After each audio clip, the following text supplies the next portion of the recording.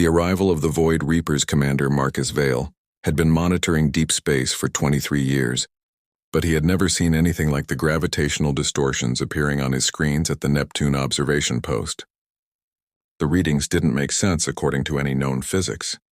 Space itself seemed to be folding and unfolding like origami paper, creating ripples that shouldn't exist in the vacuum. Marcus adjusted his sensors for the 5th time, convinced there must be equipment failure. The year was 2389, and humanity had spread across 15 star systems, establishing a modest but thriving interstellar civilization. They had encountered alien microbes and simple organisms, but never intelligent life. That was about to change in the most terrifying way possible. The distortion suddenly intensified, and massive shapes began emerging from what looked like wounds in space itself. Ships, if they could be called that, materialized into normal space. They were biological nightmares, looking more like deep-sea predators crossed with mechanical horrors than traditional vessels. Each one pulsed with a sickly purple light, and they were enormous, some stretching over 50 kilometers in length. Marcus counted them with growing horror. 100, 200, 500. They kept coming through the dimensional rifts until over 800 of these monstrosities filled the space beyond Neptune. His hands shook as he activated the emergency beacon to Earth Defense Command. Before he could send his report, every communication device in the solar system activated simultaneously. The message that came through wasn't in any human language, yet everyone who heard it understood perfectly. The alien technology somehow bypassed language entirely, speaking directly to human consciousness. Inhabitants of System Sol 3, we are the Krillian Void Reapers. Your species has reached sufficient biomass and neural complexity for harvest. We have consumed 12,000 civilizations across this galaxy. Your consciousness will be extracted and added to our collective. Your bodies will feed our bioships. Resistance is illogical. You have 48 hours to prepare for assimilation. We grant this time as a mercy, so you may achieve mental peace before harvest. The message repeated 3 times before cutting off, leaving billions of humans in stunned silence. Marcus stared at the alien fleet through his observation window. The bioships moved with an organic fluidity that made his skin crawl. They arranged themselves in a perfect sphere around the solar system, cutting off any possibility of escape. On Earth, emergency sessions convened in every government building. President Elena Rostova called together the Global Defense Council within minutes of the transmission. Military leaders, scientists, and strategists gathered in the underground bunker beneath New Geneva, their faces showing the same mixture of fear and determination. General Patricia Wong, Earth's supreme military commander, wasted no time with pleasantries. She activated the holographic display showing the alien positions. Ladies and gentlemen, we're facing an existential threat. These Void Reapers claim to have destroyed 12,000 civilizations. Our deep space sensors confirm their ships are using technology we can't even begin to understand. They're manipulating space-time at will. The display shifted to show tactical analyses. We've run simulations based on their observable capabilities. Our entire fleet, all 300 warships, wouldn't last 5 minutes in conventional combat. Their bioships appear to absorb energy weapons, and their hull material regenerates from kinetic damage. Dr. Yuki Tanaka, Earth's leading quantum physicist, raised her hand. She was a small woman with intense eyes that seemed to see beyond normal reality. General, I need to speak about Project Paradox. The room fell silent. Project Paradox was so classified that most people present didn't even know it existed. President Rostova nodded slowly. Dr. Tanaka, given our situation, all classification is suspended. Tell us everything. Yuki stood, her voice steady despite the weight of what she was about to reveal. For the past decade, my team has been working on weaponizing quantum entanglement and dimensional folding. We've discovered how to create missiles that exist in quantum superposition. They're simultaneously in multiple dimensions until the moment of impact. She activated her own hologram, showing complex equations that made several generals' eyes glaze over. Simply put, these weapons don't travel through space normally. They exist in all possible locations simultaneously until their wave function collapses. No defense can stop something that doesn't technically exist in normal space until it's already detonating. General Wong leaned forward. How many of these weapons do we have? We can produce 24 missiles in the next 36 hours if we redirect all planetary power to our particle accelerators.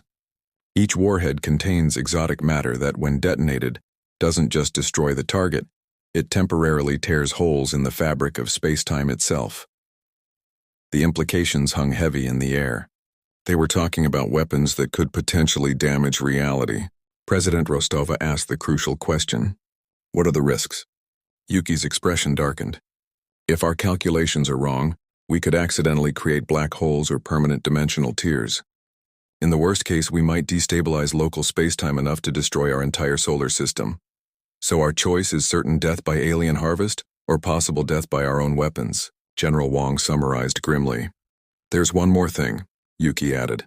"The quantum missiles need active targeting data. Their wave functions require real-time enemy positions to collapse correctly.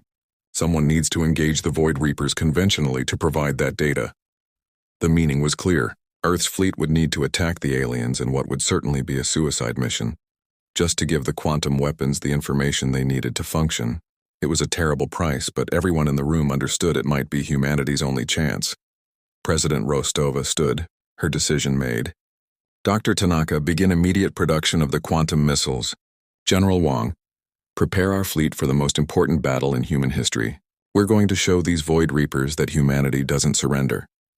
As leaders rushed to implement the desperate plan, Marcus Vale continued watching the alien fleet from Neptune. The bioships pulsed with that eerie purple light, occasionally releasing smaller organisms that seemed to be scanning human installations. They moved with the confidence of apex predators who had never encountered real resistance. In her laboratory beneath the Sahara Desert, Dr. Tanaka and her team of 200 scientists began the frantic process of assembling quantum warheads.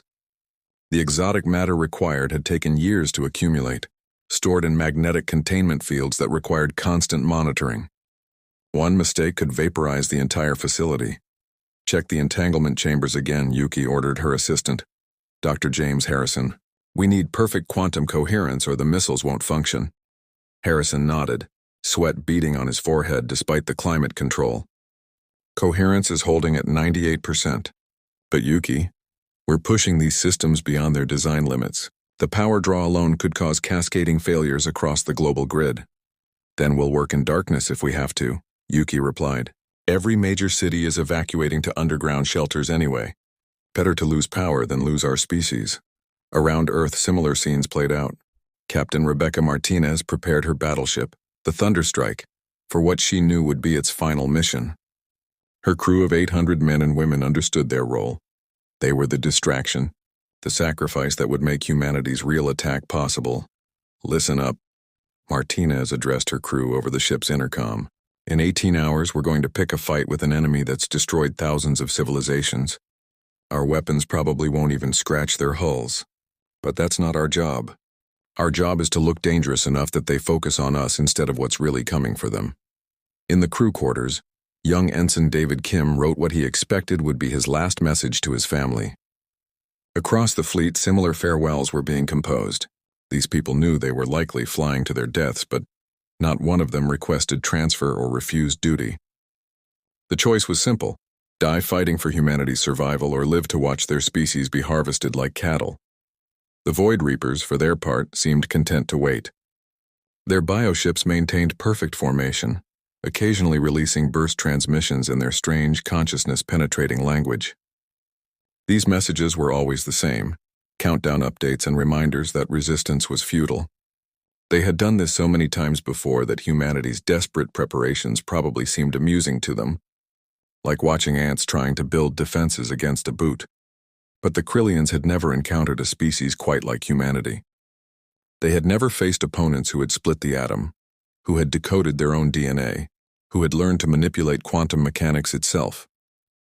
Most importantly, they had never faced a species with humanity's particular combination of stubbornness, creativity, and sheer desperate ingenuity.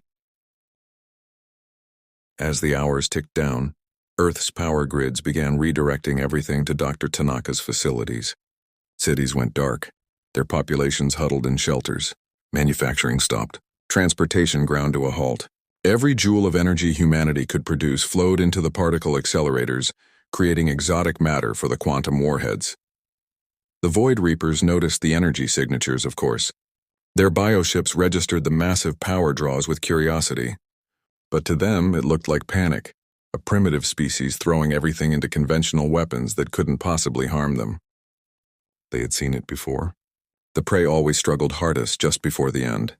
20 hours remained until the alien deadline. In her laboratory, Dr. Tanaka watched the first completed quantum warhead emerge from the assembly system. It didn't look like much, a smooth cylinder about 3 meters long covered in sensors and containment fields. But within its core, exotic matter existed in states that violated everything classical physics said was possible. Missile Alpha is stable, Harrison reported, beginning production of Beta. Yuki nodded, exhaustion already pulling at her despite the stimulants she'd taken. They had to build 23 more of these impossible weapons in less than a day, and even if they succeeded, there was no guarantee the plan would work. The quantum missiles were entirely theoretical until the moment they would be fired in anger.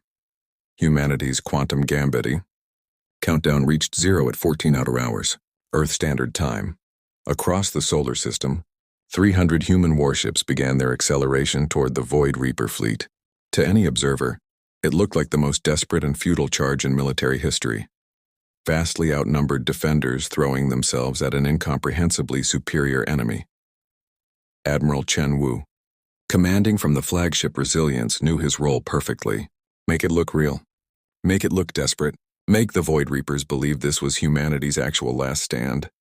The quantum missiles were loaded in specially shielded tubes on 24 selected ships, but to all external scans they appeared to be standard nuclear warheads. All ships, commence Operation Longshot, Chen broadcast to his fleet. Remember, we need to survive long enough to provide targeting data. Evasive patterns are priority. Make them chase us. The human fleet split into 12 attack groups, each moving in seemingly chaotic patterns toward different sections of the Void Reaper formation. In reality, every movement was calculated to provide optimal scanning angles for the quantum targeting systems. The Krillians responded with what could only be described as amusement. Their bioships released clouds of smaller organisms, fighter-sized entities that moved like living missiles. The first contact between human and Void Reaper forces occurred at 1423 hours when the destroyer Jakarta opened fire with its rail guns. The kinetic rounds struck the lead biofighter and simply disappeared, absorbed into its organic hull like pebbles thrown into tar. The biofighter's return fire was a beam of twisted space itself. When it touched the Jakarta, the human ship didn't explode, it simply ceased. One moment it was there, 800 souls aboard, and the next it was gone, erased from existence. Jakarta is gone, reported Lieutenant Zhao from the Resilience's sensor station. No debris, no energy signature. They were just deleted. Admiral Chen felt ice in his veins but kept his voice steady. Maintain attack pattern. All ships, maximum dispersal. The battle, if it could be called that, was a massacre. Human weapons proved entirely ineffective while Void Reaper biofighters erased ship after ship from existence. But the crews fought with desperate determination, not because they thought they could win, but because every second they survived was another second of targeting data transmitted back to Earth. In her underground laboratory, Dr. Tanaka watched the tactical feeds while making final adjustments to the quantum missiles. The targeting data streamed in, precise positions, movement patterns, energy signatures of every Void Reaper vessel. Her computers processed it all, calculating probability waves and collapse functions. Quantum missiles are armed and locked, Harrison reported. Wave functions are stable at 99.7% coherence. Begin launch sequence, Yuki ordered, her finger hovering over the final authorization. Once these weapons were launched, there was no calling them back. They would exist in all possible states until they found their targets, or until they destabilized and potentially tore reality apart. The launch tubes opened on the selected ships still engaged with the Void Reapers. To the aliens, it looked like humanity was firing its last desperate nuclear salvo, primitive atomic weapons that would be easily absorbed by their bioships' defensive fields. 24 missiles launched simultaneously, but something was wrong with space around them. They seemed to flicker, existing in one location for a microsecond before appearing somewhere else entirely. The Void Reaper's sensors, designed to track objects moving through normal space-time, couldn't lock onto something that existed in quantum superposition. The first indication that something unprecedented was happening came from a Void Reaper dreadnought near Mars. The bioship, over 60 kilometers long and home to millions of Krillian consciousness nodes, suddenly detected an object inside its hull. Not approaching, not penetrating its defenses, but simply existing where it hadn't existed a moment before. The quantum warhead's wave function collapsed, and exotic matter met normal matter in a reaction that shouldn't have been possible. Reality itself seemed to scream as a sphere of absolute nothingness expanded from the detonation point. Not an explosion in the traditional sense, but a temporary cessation of space-time itself. The Void Reaper dreadnought didn't blow apart, it ceased. The sphere of nothingness expanded to encompass the entire vessel before collapsing back to a point and disappearing, leaving only twisted space in its wake. Where a 60-kilometer bioship had been, now there was nothing but a gravitational anomaly that would fade within hours. Across the solar system, 23 more quantum warheads found their targets. Each existed in multiple states until the moment of impact, making interception impossible. The Void Reaper's overwhelming technological advantage meant nothing against weapons that operated outside the normal rules of physics. The Krillian collective consciousness reeled in shock. In 12,000 conquests, they had never encountered anything like this. Species had fought with antimatter, with singularity weapons, with devices that could destroy stars, but none had ever weaponized quantum uncertainty itself, turning the fundamental nature of reality into a weapon. A massive Void Reaper command node, a bioship that dwarfed all others at over 200 kilometers in length, tried to open a dimensional rift to escape. But as it began folding space, 3 quantum warheads materialized within its core simultaneously. The resulting detonation didn't just destroy the command node, it created a cascade effect through the dimensional rift it had been opening. The cascade spread to other Void Reaper ships that were connected through their collective consciousness network. Reality fractures spread like cracks in glass, jumping from one bioship to another. The Krillians tried to sever their mental connections, to isolate the affected vessels, but the quantum cascade moved faster than thought. Admiral Chen watched in awe from the resilience as the seemingly invincible Void Reaper fleet began to unravel. Bioships flickered in and out of existence, some splitting into multiple versions of themselves before collapsing into nothing. Others were caught in localized time loops, repeating the same second of existence over and over until they faded from reality. "My God," whispered Lieutenant Zhao, "we're actually winning." But victory came at a terrible price. Of the 300 human ships that had engaged the Void Reapers, fewer than 50 remained. The quantum cascade was also having unintended effects on local space. Micro-rifts were appearing throughout the solar system, tiny tears in reality that would take decades to fully heal. The surviving Void Reapers, perhaps 100 of the original 800, began retreating toward the dimensional rifts they had arrived through, but as they tried to escape, they broadcast one final message to humanity. You have weaponized the fundamental forces of existence itself. You have torn holes in reality that will never fully heal.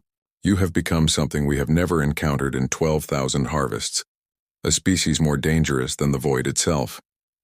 We mark your kind as forbidden. No Krillian will ever enter your space again.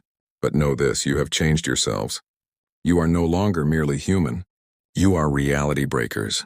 The dimensional rifts closed, taking the surviving Void Reapers with them. The battle was over, lasting less than 6 hours from first engagement to final retreat.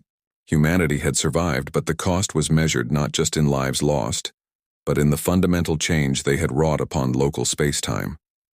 Dr. Yuki Tanaka stood in her laboratory, looking at the data streams showing the quantum cascade's effects. The weapons had worked better than she had dared hope, but also worse than she had feared. The exotic matter reactions had left permanent scars on space itself, regions where the laws of physics were slightly different, where reality was thinner. "We won," Harrison said beside her, but his voice held no celebration. "We survived," Yuki corrected. "But we've crossed a line we can never uncross. We've proven that humanity will break reality itself rather than surrender."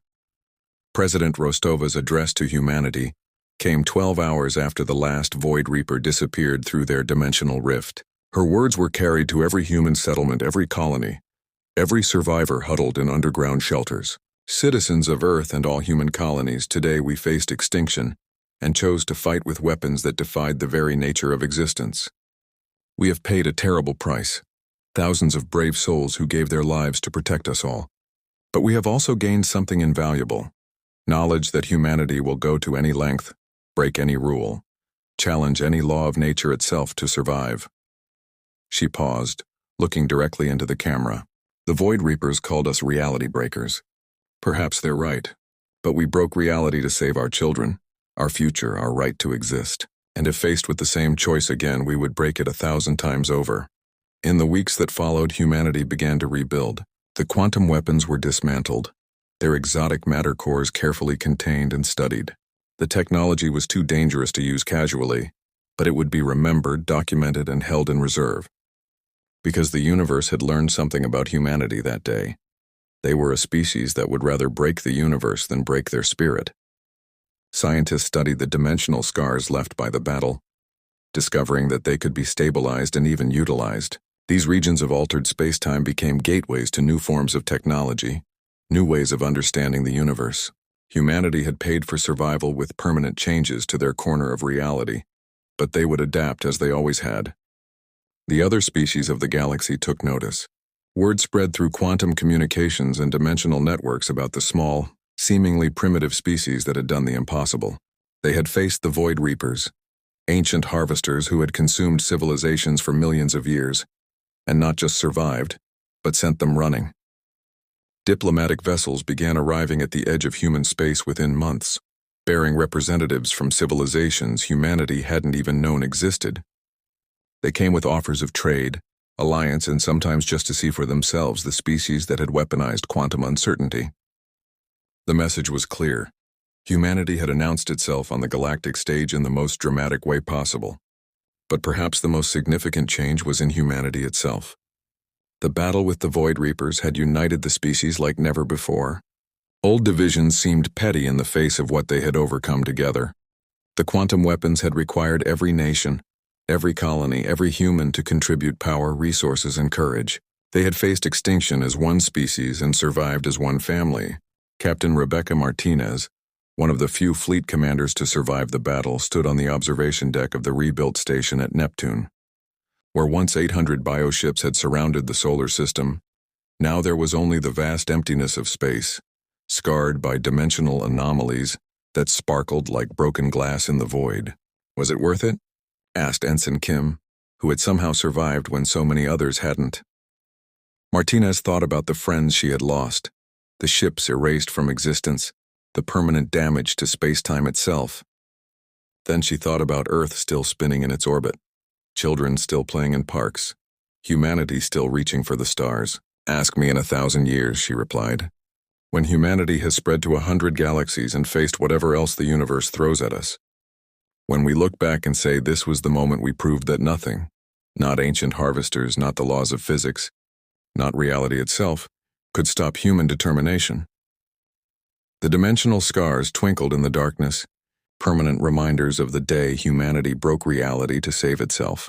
They were wounds that would never fully heal, but they were also monuments to human ingenuity, courage, and the absolute refusal to go quietly into extinction. In her laboratory, Dr. Yuki Tanaka had already begun working on the next generation of defensive technologies, learning from the quantum weapons and the dimensional scars they had created. Because she knew, as all of humanity now knew, that the universe was vast and full of threats they couldn't yet imagine. But that was okay.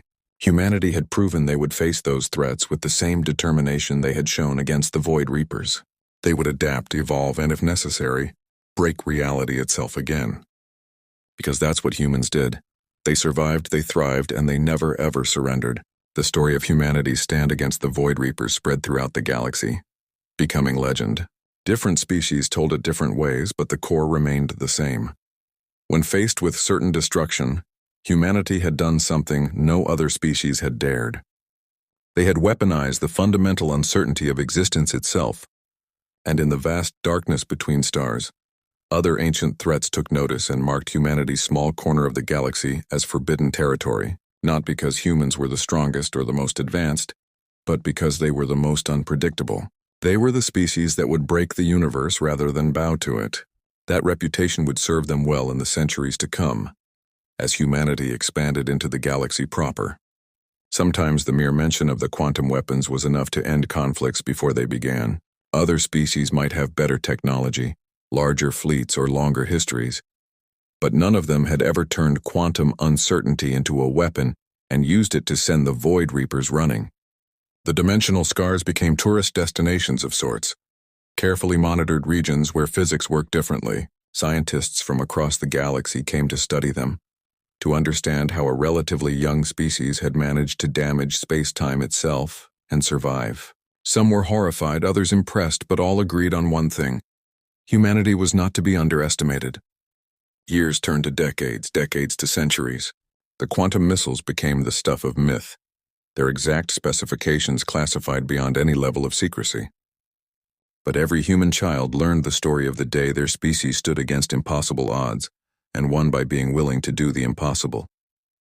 And somewhere in the quantum foam that underlies all reality, the echoes of that battle continued to resonate, a permanent reminder that humanity had been there, had fought there, and had proven that with sufficient determination, even the laws of physics could be made to yield.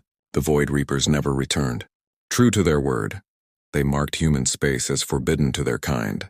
But occasionally, human deep space monitors would detect their signatures in distant galaxies, still harvesting, still consuming, and each time, humanity would remember the price of their survival and the power of their desperate gambit.